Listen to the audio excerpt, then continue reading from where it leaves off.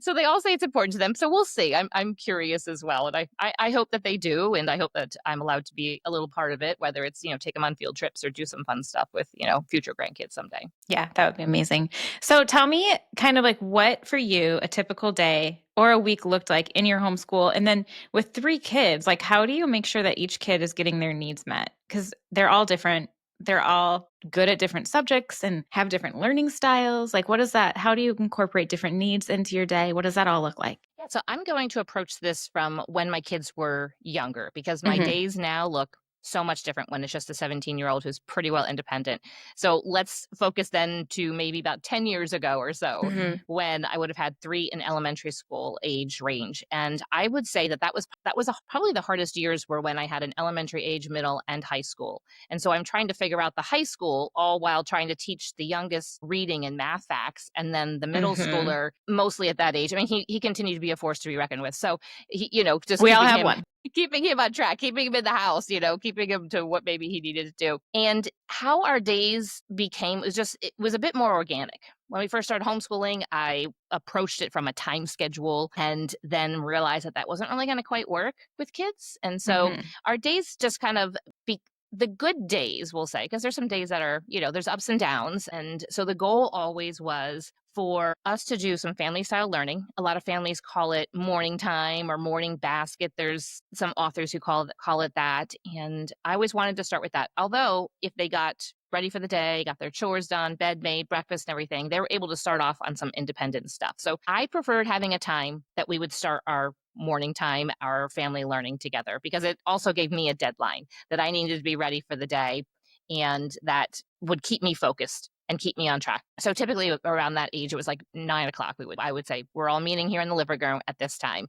And we would go through our family learning type of subjects, things like Bible, if there was science or history, anything that we were doing together. And then we would always end with a fun read aloud.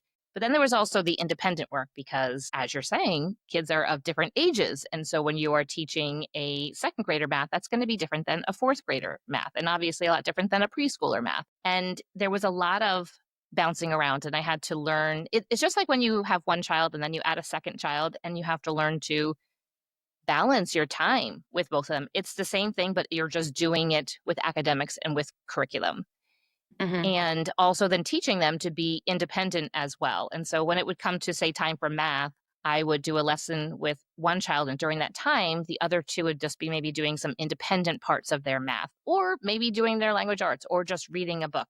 And then I get done with that math lesson with that child, and then they would go ahead and do their work. And then I would jump to the next one. It was a lot of jumping around. And I remember being really exhausted mentally and emotionally by the end of the day. It wasn't very physical. Here we are just at a table and I'm just bouncing around to them. Right. But it did take a lot out of me. And the beginning of every homeschool year, I remember being exhausted every night falling to bed and being like, it's not like I ran a marathon today, but my mind did. Right.